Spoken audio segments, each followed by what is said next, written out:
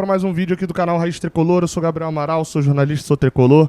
Você quer saber por que eu tô num lugar diferente, etc?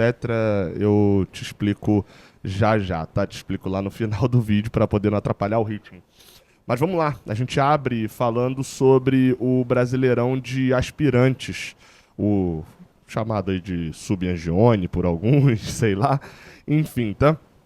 Campeonato Brasileiro de Aspirantes, Sub-23, o Fluminense jogou hoje contra o Sport a segunda rodada do campeonato, foi até a Ilha... O jogo nem foi na Ilha do Retiro, o jogo foi na Arena de Pernambuco e empatou por 2-2 com a equipe rubro-negra de Pernambuco, a equipe recifense. Vou falar aqui a escalação do Fluminense já, inclusive vou mostrar os gols aqui também, imagens da TV Sport, né, que foi quem transmitiu a partida. O Fluminense até agora no Brasileirão de Aspirantes venceu a estreia por 2-0 contra o CRB na quarta passada. A gente praticamente nem falou desse jogo aqui, porque obviamente era o dia de Fluminense e Atlético Mineiro pela Libertadores, então, né, questão de importância, obviamente importava muito mais o jogo da Libertadores, ficou em segundo plano o Aspirante. Ele está de volta esse ano, né, depois de não ter tido em 2023, e o Fluminense está jogando o campeonato como eu particularmente acho que sempre deveria ser, que é com jogadores que sobraram do Sub-20, jogadores que estavam no profissional e não estão rendendo no profissional, jogadores que estão subindo da base e ainda não tem vaga no profissional e precisam de uma cancha ali mesmo, e já falei isso algumas vezes. Até eu mesmo emiti opiniões erradas lá atrás quando falei sobre o Sub-23 relacionado, por exemplo, ao Martinelli. Muita gente falando, Martinelli é cria do Sub-23. Não, Martinelli teve de fato uma questão importante ali com o Sub-23, porque possibilitou ele a subir do Sub-17, jogar um pouquinho só no Sub-20 e não fazer a subida direto pro profissional. Atuar algumas partidas ali no Sub-23, jogar contra atacantes, contra jogadores que eram um pouco mais velhos, e aí depois subir pro profissional. E o Martinelli foi um cara que, quando subiu pro profissional, subiu muito bem ali com o Odair Hellmann, sendo titular naquele time de 2020, logo após a saída do Odair, a chegada do Marcão. Sobre o jogo de hoje, tá? O Fluminense, como eu falei, empatou por 2-2, abriu o placar, chegou a sair na frente da equipe do Sport num gol, que é o gol que você tá vendo. Vou ver os gols aí a partir de agora, né? Um gol num mole absurdo do zagueiro do Sport, o Nasson. A roubada de bola, o João Neto abriu o placar. Depois o Fluminense tomou a virada no segundo tempo. O jogo foi bem disputado no primeiro tempo. No segundo tempo, o Fluminense tomou uma virada em 2 minutos, ou seja, o Sub-23 está aprendendo com um profissional, né? O chute de fora da área do Rafinha, pra mim, dava pro Gustavo Ramalho ter chegado nessa bola, e depois um segundo gol da equipe do Sport, num cruzamento pra área, lembrando um pouco até o gol do Daverson, né? Falei do jogo contra o Atlético Mineiro, lembrando um pouco o gol que o Daverson fez contra o Fluminense e Atlético Mineiro na semana passada, escorada de perna esquerda para poder fazer o 2-1, a virada em 2 minutos. O Fluminense tentou pressionar, mas ainda assim nem passava muito perto de chegar a um empate com o Sport, não. Mas aos 44 do segundo tempo, mais ou menos, uma oportunidade do lado esquerdo, um cruzamento, a bola para a área. O Fluminense conseguiu um gol de cabeça com Lucas Justen, empatando a partida. 2-2, alguns caras que são conhecidos ali da equipe principal do Fluminense. A escalação do Fluminense para o jogo foi a seguinte: Gustavo Ramalho foi o goleiro, já vinha jogando no profissional, o Justen na lateral direita, a zaga com Felipe Andrade e Caio Amaral, Felipe Andrade como capitão desse time, na lateral esquerda o Rafael Monteiro, fez uma partida bem ruim o Rafael Monteiro. O 5 era o Fabinho, o 8 Luiz Fernando, que é o cara que rouba a bola e, enfim, acaba virando assistência pro João Neto fazer o primeiro gol. E aí o camisa 10, o Freitas. Tenho achado o Freitas superdimensionado demais como camisa 10 desse time. Na ponta direita, o Isaac, o João Lourenço na ponta esquerda e o João Neto camisa 9. A gente leva muita fé, principalmente no Isaac e no João Neto. O João Neto até agora está correspondendo no Sub-23. Fez um gol na estreia, fez outro gol agora. Enfim, está fazendo o que é o básico de se fazer no Sub-23. Ele tem que ser o destaque do time se quiser ter uma vaga no time principal pro ano que vem. Ou até para esse ano ainda, né? Ele está inscrito aí no Campeonato Brasileiro. Mas só teria mais chance se Germancano ou Cauã Elias se lesionasse.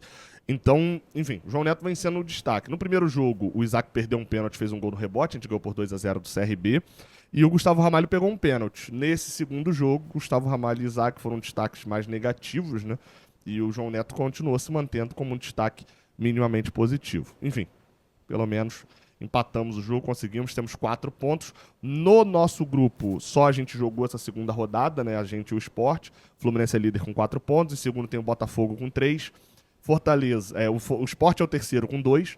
Fortaleza, Vitória e Atlético Mineiro tem 1 ponto. Vasco e CRB tem 0 pontos. A próxima partida do Fluminense pelo Sub-23 será disputada no dia 9 de outubro, conhecido como quarta que vem, Fluminense e Vasco. Beleza? Não tem jogo nessa semana, então a gente vai dar aquela bisoiada e falar bastante do Sub-23 nesse Fluminense e Vasco do dia 9, possivelmente em Xerém. Vamos com notícias sobre o time principal agora, né? Fluminense e Cruzeiro. Tô de olho aqui nas fotos do treino de hoje. O Fluminense treinou hoje, 3h30 da tarde, pode ser que, se você tá vendo esse vídeo logo no lançamento, o Fluminense ainda esteja treinando, né? O treino acaba ali por volta de 5 e pouca, 6 horas.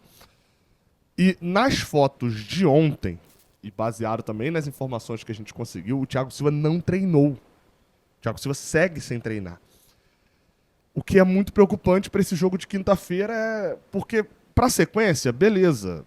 Apesar do Mário Bittencourt, na coletiva de ontem, ter falado em lesão grave do Fluminense, grave do Thiago Silva, no tornozelo, uma lesão mais forte, a gente, depois desse jogo contra o Cruzeiro amanhã, vai ter 2 semanas de paralisação, só volta no Fla-Flu no dia 17. A gente joga no dia 3 e depois só no dia 17.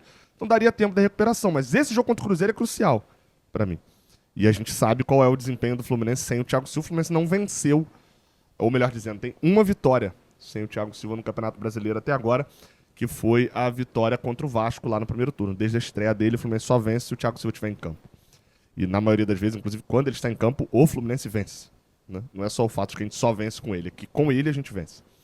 E ele é muito importante. Então eu queria dar uma olhada nas fotos do treino de hoje para ver se ele aparece. Nas de ontem ele não aparecia, a informação que a gente tinha realmente era que ele não tinha treinado. E hoje é o último treino na parte da tarde, que define o time para jogar contra o Cruzeiro.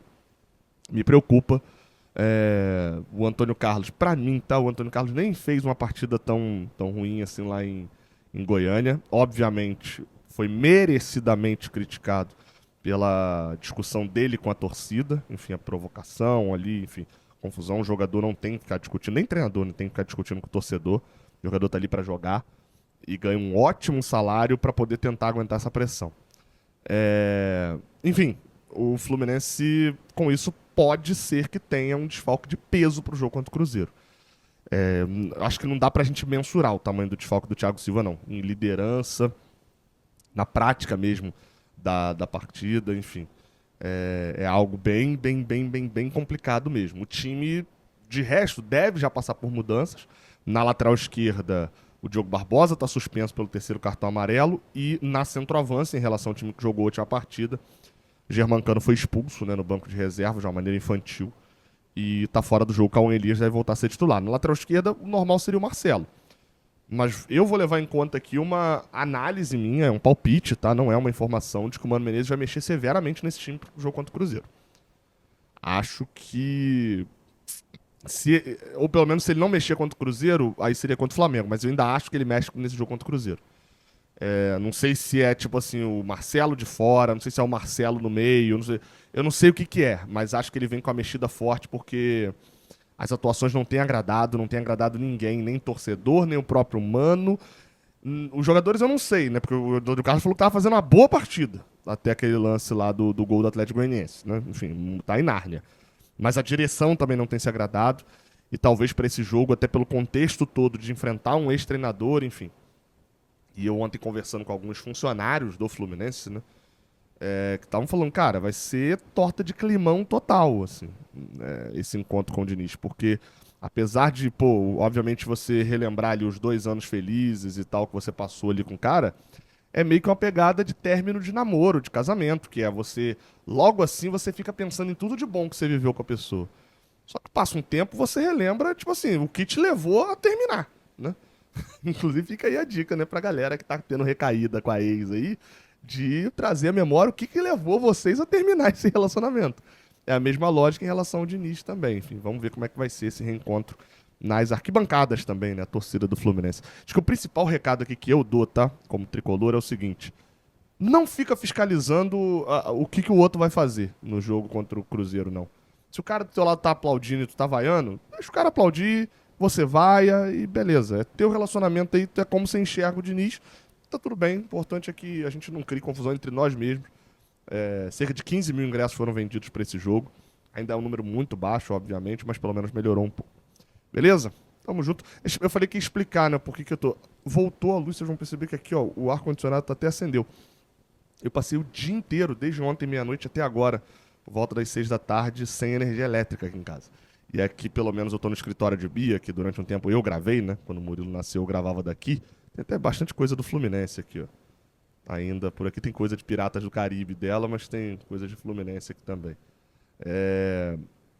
Então eu vim pra cá porque aqui era um pouco, pelo menos um pouco mais fresco. Aí na hora que eu ia começar a gravar, voltou a energia, já tava tudo montado aqui, então acabei gravando daqui mesmo.